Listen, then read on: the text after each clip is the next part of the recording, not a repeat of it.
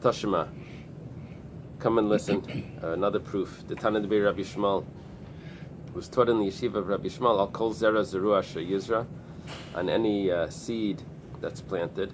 We learned this before. K'derech Bnei Adam Mitzion, the way that they're put into the ground. We learned that there's such a concept of a shomer, that because the casing that's over the seed is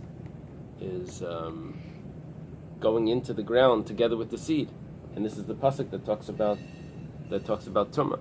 So it becomes tameh through the casing. So chita bikli pasa, the wheat is in its casing. Saira bikli pasa, the barley is in its casing. Va'adashim bikli pasa, and the small beans, the lentils, are in their casing. Now that's a proof that the lentils is a proof that there's a concept of a shomer that's less than the size of a pole, because the shomer, I should say, a shomer for food that's less than the size of a bean, because the lentils are smaller than a bean, and nevertheless the casing of it is considered a protection for the small things. It's a kashan Rav. The Gemara says ber yashayni. We didn't understand what Rav meant the whole time.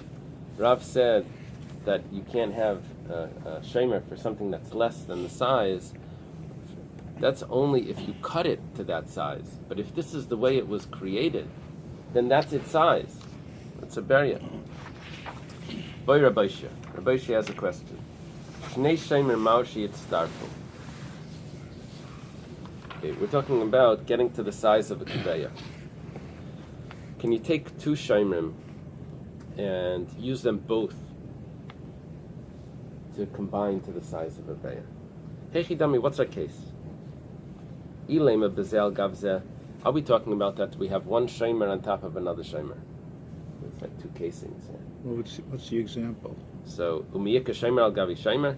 Yeah. Is there such a thing as a shomer al gavi shomer v'hatanan? It was taught in the Mishnah, also in Uktzin. Rabbi Yehuda Imer. Rabbi Yehuda says shalish klipos bebatzel. There's 3 peels on the onion. Okay, pnimis. This is the example. The inner peel, that means when you cut deep and you're already at the white or whatever. So the most outer of the inner. So bein shleima bein kedura mitzdarefes. That's considered a shomer. And even if there's a hole in it, in that peel, it's still protecting what's inside. Emtsoes, the middle peel, not the inner peel, the middle peel, shleima mitzdarefes kedurei mitzdarefes. It needs to be whole to be a protection for the onion. But if it's not whole, it doesn't protect the onion anymore.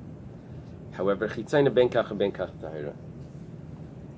The outer one doesn't combine at all. That's not considered a shomer. The outer one, I guess, the one that like peels off in your hands when you're handling it. Even if it's whole, it's not considered. So we've just established that there's no such thing as one shomer on top of another shomer, because we're not accepting that this outer peel is considered a shomer, even if it's whole. So what's the question of shnei shomrim of Rabbi Shia? He's asking if they can combine to the shear. Remember, there's certain fruits that usually when you cut into a fruit, if it wasn't ripe, you've ruined it. You have to wait, be patient, or else there goes that melon or whatever. There are certain fruits. There's Mordechai, remember Mordechai Aleski? Yeah. He knows his stuff. So he was telling me certain fruits, if you leave them with the peel, even like half the fruit, it will still ripen.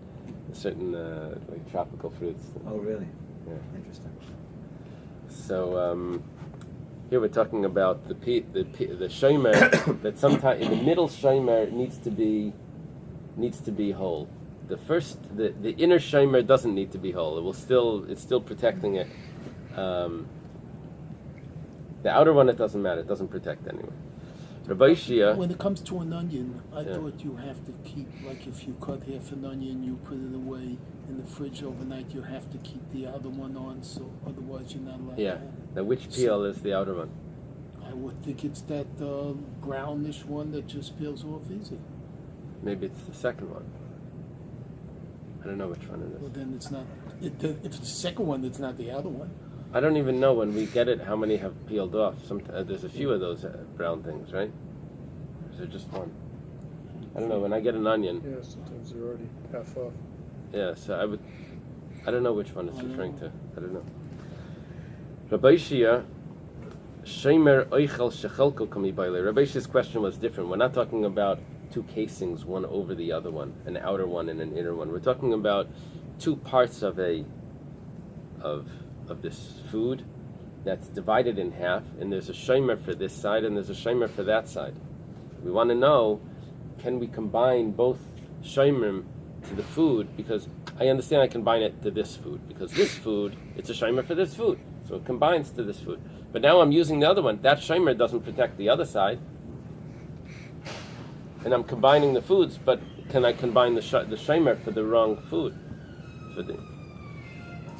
Kivan the highly megan a high, since this one doesn't protect that one. A highly megan a high, limits the refes.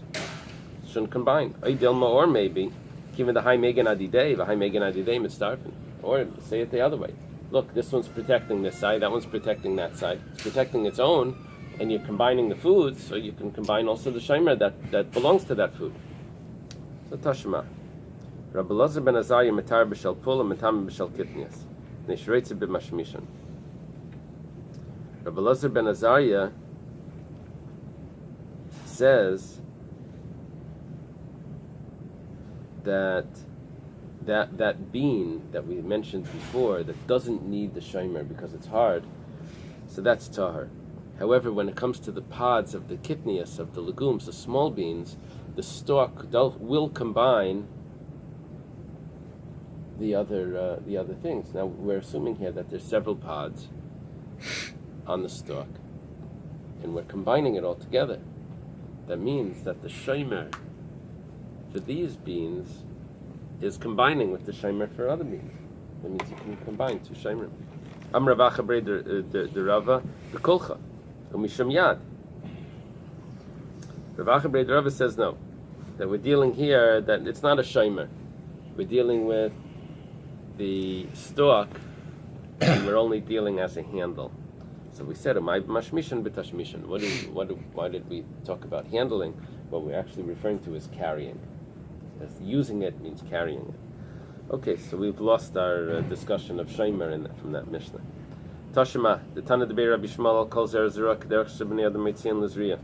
Chita bikli pasa, ser bikli pasa, vadashim bikli pasan. Here we're saying that this is how we got into this sort of with Rabbi Shmuel. He says that the way it's planted, that's the way it becomes tamei. So the chita has its husk, has its casing, and we're assuming here that how much food do you need to make for tumah to be transmitted? You need an egg size. So we're taking all of these together, and we're combining them all together. Now each one has its own casing, and we're saying that the casings can be combined. So the Gemara says, "Kedama Ravacha Brei the Rava b'kolcha." We're not talking about that. We're talking about a stalk. Really? This is the first time we're hearing this.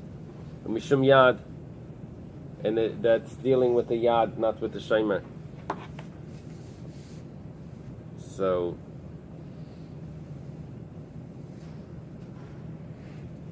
just like Rav Acha Brei Rava said by the beans that he's dealing with the stalk and he's dealing with the yad, so Chanambi b'shidra mishum shemer.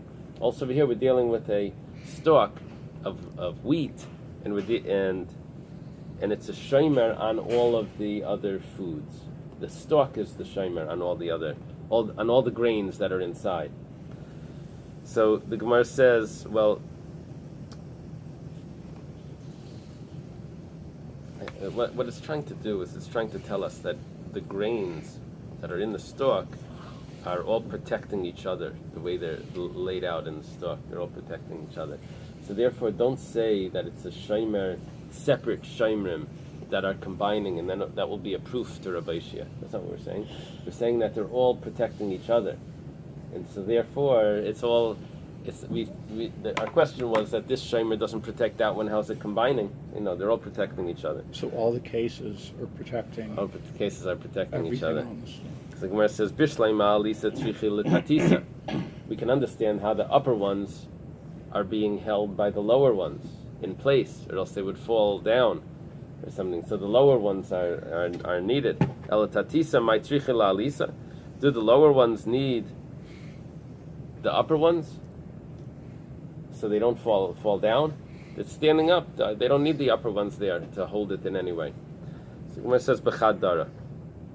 We're not talking about a stalk that's piled up like that, where the grains are all piled up. We're talking about one row of grain in a stalk that in order for it to be held in place, it needs to have all of those other things. Sounds like a corn on the cob. Right, Almost. right. The Gemara says, are you going to be able to get an egg size of food in one row of wheat in the stalk? And we thought we were dealing with the whole stalk. Combine it together. So, but how do you have in one stalk? How do you have in one row so much food that it should be tummy? Gemara says, "Bechiti de Shimon ben Shatach." We're dealing with the grain of Shimon ben Shatach. Over there it says that the grain by Shimon ben Shatach was the size of the kidney of an ox, very large. Yes, it was a blessing then. What does that mean in his time? In his time. It says there was a lot of rain.